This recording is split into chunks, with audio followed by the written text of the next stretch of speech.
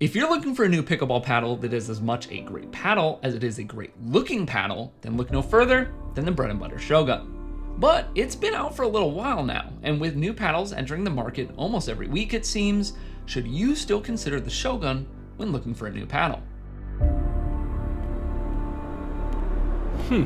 お前が俺に勝てるとでも思っているのか？俺様の勝利だ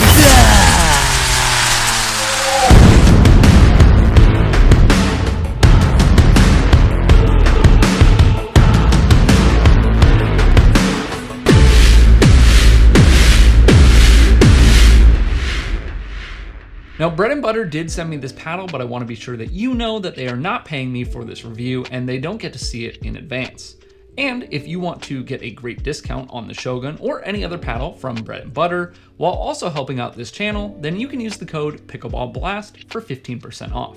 And if you're just here for the quick notes on this paddle, I've got you. But first, be sure that you've subscribed down below. The Shogun is an elongated all-court 16mm paddle, has a carbon and titanium face, more on that later, and is one of the latest paddles from Bread and Butter, who are absolutely crushing the game when it comes to branding and design. It is similar in a lot of ways to the Bread and Butter Filth, but it has a really unique feel to it, which I quickly fell in love with. It's good at pretty much everything, making it a great paddle no matter what level you play at, and perhaps the best compliment that I can give the Shogun is that I enjoyed my time playing with it so much that it's become my main paddle. And if you're here for all the details, then let's dive deeper and see if this paddle is right for you, starting with the basics. The Shogun is elongated, thermoformed, 16mm, carbon fiber and titanium face. It has a static weight of 8.2 ounces, a swing weight of 120, and a twist weight of 6.18. The grip length is 5.5 inches, the circumference is 4.25 inches, and it retails for $190 before the Pickleball Blast discount, which brings it down to about $160. With the basics out of the way, let's talk about all the things that you want to know when considering a paddle, starting with power. And I love the power of the Shogun. It's not insane, especially when compared to some of the Gen 3 paddles that we see coming out, but I'm absolutely fine with that. I feel no lack of power with this thing, and it's one of my favorite paddles for putaways as the ball just feels great coming off the face with a slightly springy feeling when you're absolutely ripping it. It also has a lot of plow through in my opinion, which I love. When testing the serve speed, I averaged 50.4 miles per hour with the Shogun with a top speed of 57 miles per hour, which is lower than some Gen 3 paddles, which is to be expected, but I would actually say it's in the upper half of Gen 2 paddles for me. Moving on to control, and we're going to continue to talk about the feel of this paddle as I absolutely love it. It feels dense but not muted, and pretty plush, which is due to a variety of things, one of which being the carbon fiber and titanium surface, which is how the paddle was originally marketed. However, you'll notice the description of the paddle has since changed to a carbon fiber and polyester weave, which I would guess is probably a technicality, maybe something they're just kind of covering their bases on. I don't exactly know what prompted the change in description, but quite honestly, I don't care. The paddle feels not only unique, but it feels great. It is, for me, the best feeling paddle that I have played with and still currently my main paddle as I record this. I think this feel for the ball and this dense plush feel with some pop but nothing extreme really lends itself to a pretty well-rounded paddle that includes solid control. The spin for the Shogun is really interesting because it measured well for me, around 2028 RPM, but I've hit paddles that have had higher spin results. However, as I've noticed with some paddles, in game, this feels like it's spinning the ball even more than the results would show. Now, I would attribute that to that plush feel again, that really pockets the ball.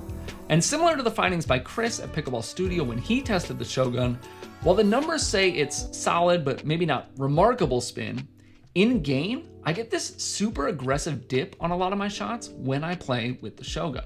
The hand speed of the Shogun is a little slower than what I was used to playing with a much lower swing weight paddle, but after an adjustment period, I really didn't notice it anymore. And I would say that for a paddle that swing weight is at, 120 or maybe even slightly above, it feels a lot quicker in my hands than I expected. The pop of the Shogun is right where I want it to be, and honestly where I'd expect for an all-court paddle. I'd say the pop is average, maybe slightly above average, but is very controllable, and I rarely find myself making some of the mistakes that I make with a very poppy paddle.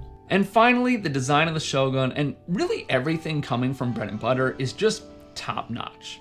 I love the various themes that they come up with and build around.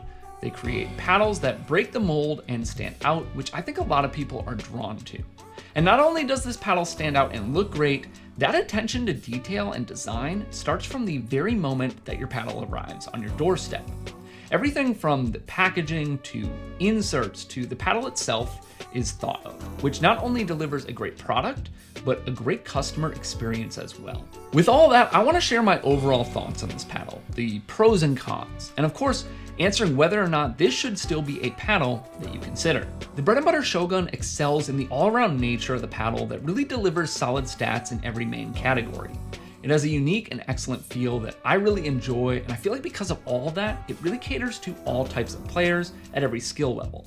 And I think it's a pretty great value at its price point as well.